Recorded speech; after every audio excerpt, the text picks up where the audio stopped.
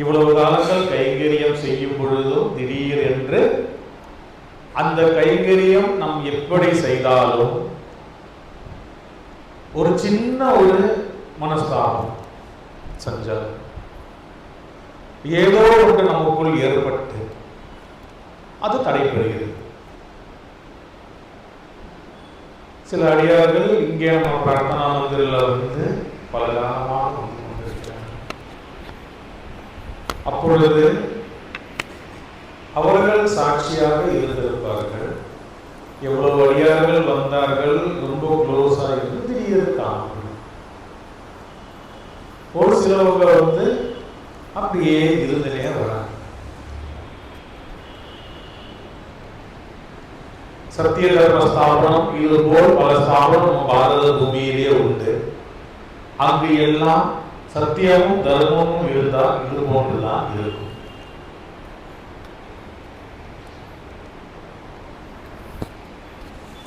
அப்போ இந்த கைங்கரியம் செஞ்சு என்ன சொன்ன கஷ்டம் தீரல, கடங்கார தொல்லை தீரல. சரி, இந்த உடம்பு வலி நோயெல்லாம் போச்சா அதுவும் போக மாட்டேங்குது.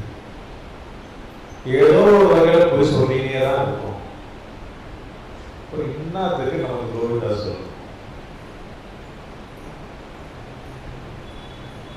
சொல்லுங்க, நீங்க தான் சொல்லணும். எல்லாரும் உறவு உட்காரோம், ஒரு நியாயம் வருமா அவர்கள் நம்ம கேட்கணுமா வேணாம் பண்ணீங்களா?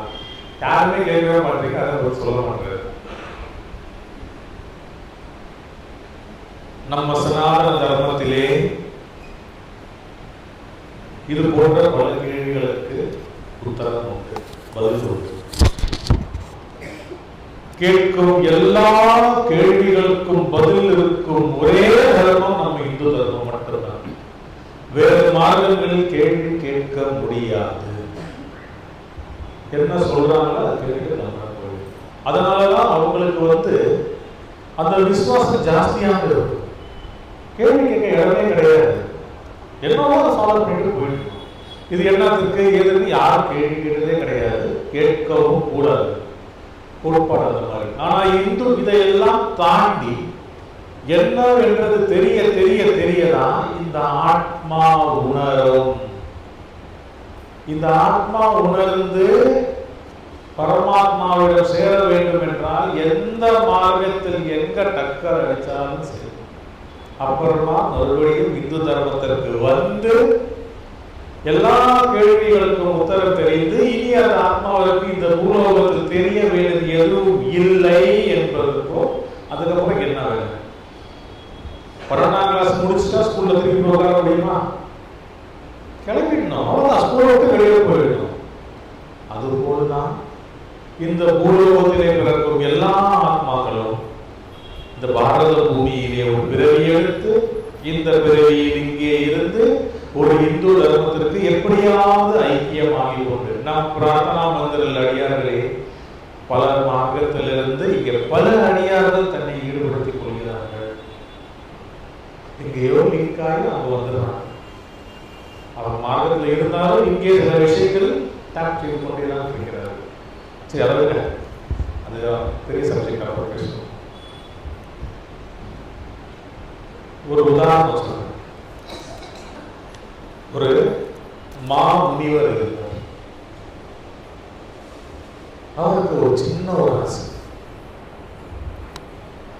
இந்த யமலோகம் சொல்றாங்க, அது என்னதான் இருக்கு அதை பார்க்கணும்னு சொல்லிட்டு யமதர்மராஜாவை பார்த்து ஒரு தவம் செய்கிறார். உடனே யமதர்மராஜா வந்து அவருக்கு ஒரு அழைப்பு விடுத்து அந்த முனிவரிடம், சரிப்பா நான் வந்து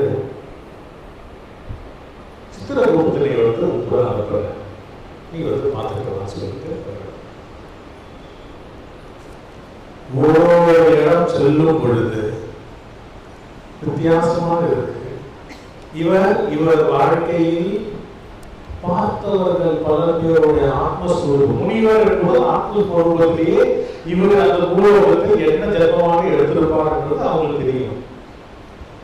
சித்திரகூபத்தை அப்படி பார்ப்பார். கீழே பயங்கரமான சாமியா இருந்துச்சு. இன்னொருத்தர பார்ப்பாரு, இவரு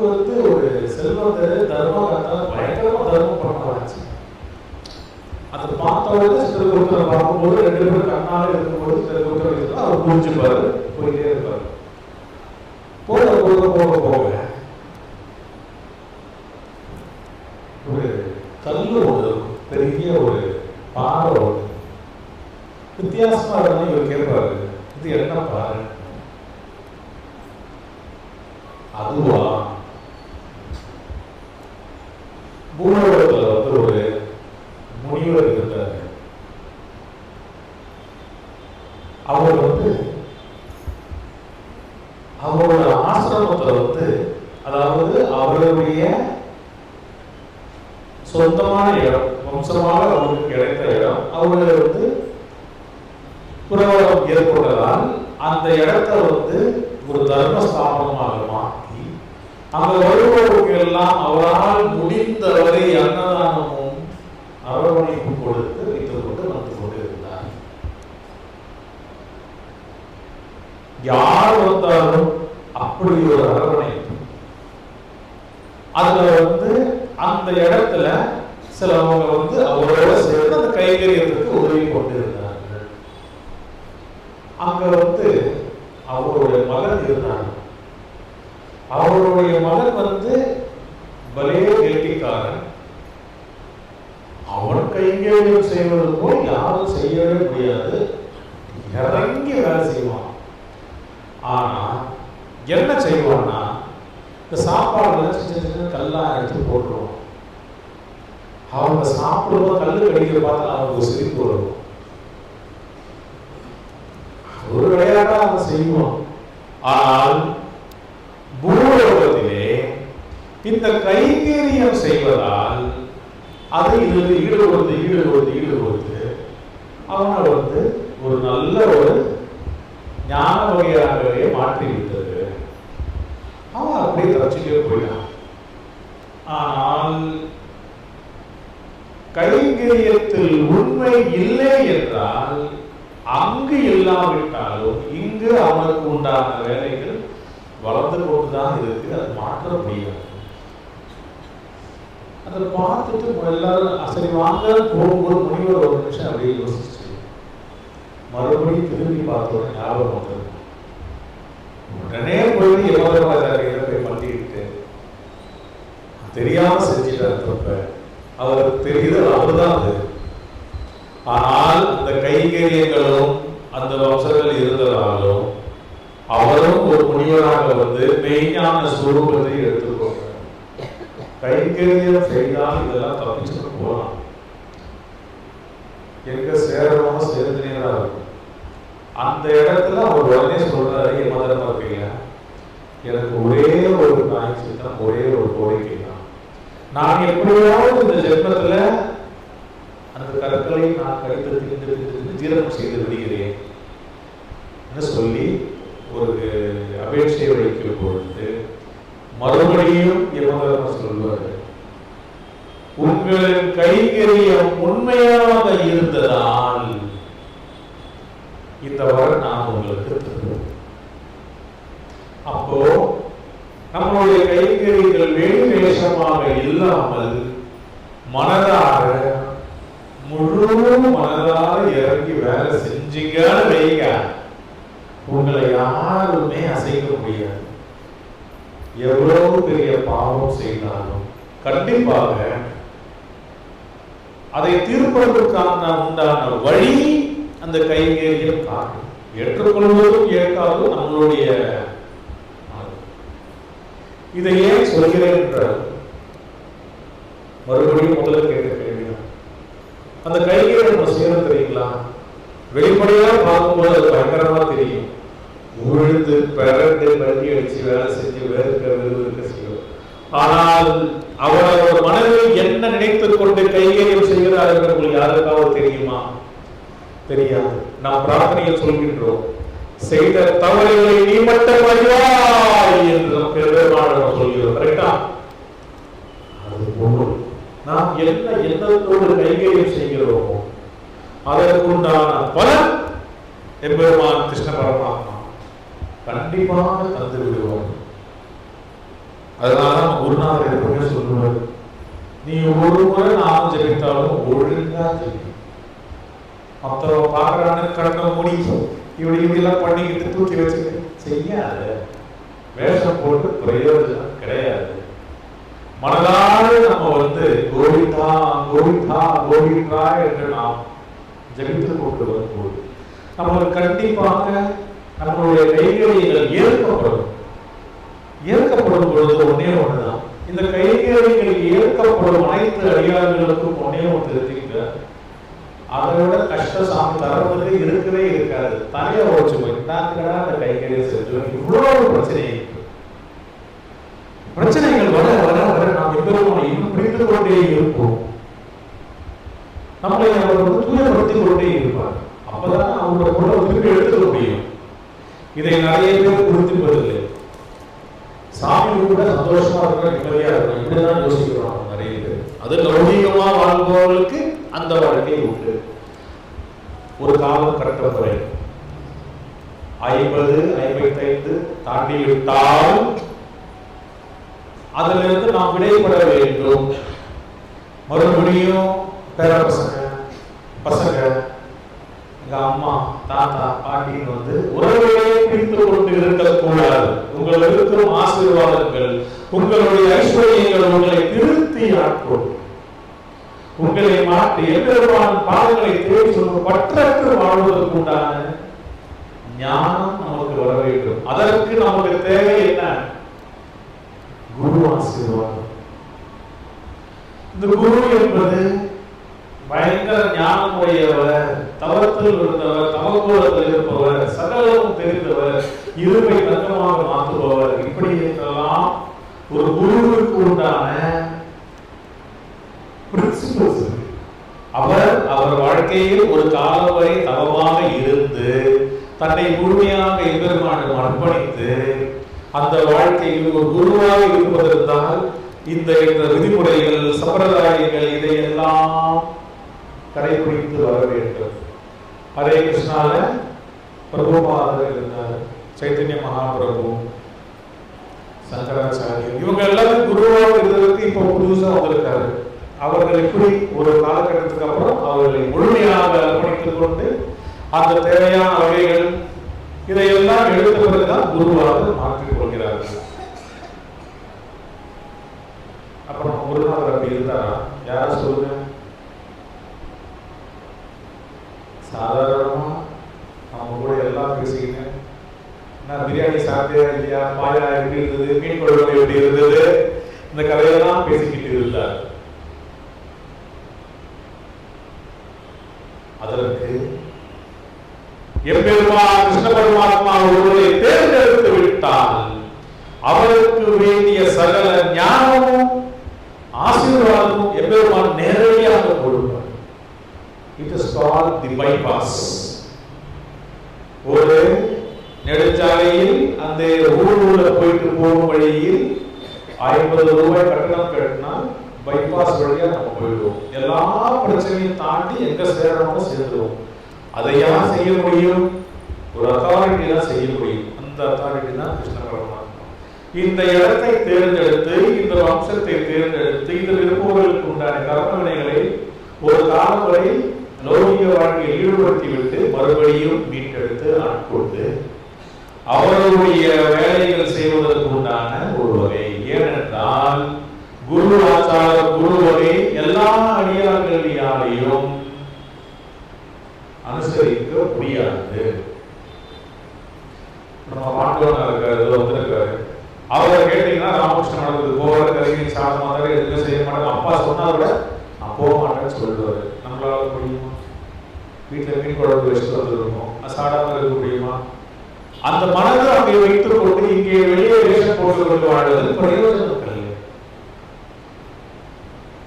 என்ன வாழ்க்கை வாழணுமோ அந்த வாழ்க்கையை வாழ்ந்து கொண்டே சின்னதாக அந்த ஒரு சின்ன விதை கோவிந்தா கோவிந்தா கோவிந்தா சொல்லிக் கொண்டே பாருங்கள். உங்களை அறியாமல் அசைவத்தை விட்டு விடுவீர்கள். உங்களை அறியாமல் ஏனென்றே தெரியாமல் சொந்த பந்தங்கள் உங்களை விட்டு விலகிவிடும், நட்பு விலகிவிடும், எல்லாம் விலகிவிடும். உங்களுக்கு தேவையான கிருஷ்ண சம்பந்தமான அடியார்கள் சேர்ந்து கொண்டு வருவார்கள். அதிலே மறுபடியும் உங்களுக்கு சகல சஞ்சலம் ஏற்படும் அடியார்கள் உங்களை விட்டு செல்லும். மறுபடியும் உங்களுக்கு கடைசி பயணத்திற்கு தேவையான ஆசீர்வாதம் இருக்கும் வகையாக எம்பெருமான் நம்மளை மாற்றிக்கொண்டே வருவார். தேர்ந்தெடுக்க சில இடங்களில் மட்டுமே இது போன்ற ஆசீர்வாதங்கள், அது போன்ற இடங்களில் நிர்ணயிக்கப்பட்டவர்கள் மட்டுமே வரவும் முடியும். தேவையற்றவர்கள் அங்கே இருந்தால் சிறு காலத்தில் களை எடுத்து வீசி எறியப்படுவார்கள். அதனால் நமக்கு இருக்கும் இந்த பாக்கியத்தை நமக்கு கிடைத்த பொக்கிஷமாக நினைத்துக் கொண்டு இந்த நாள் என்ன, நாளைக்கு ஏகாதசி, ஆஷாட ஏகாதசி. சதுர்மாசம் என்ன யாருக்கா தெரியுமா? சதுர்மாசம் ஸ்ரீமன் நாராயணன் ஒரு காலத்துக்கு அப்புறம் 4 மாதங்கள் உறக்கத்திற்கு செல்வார்.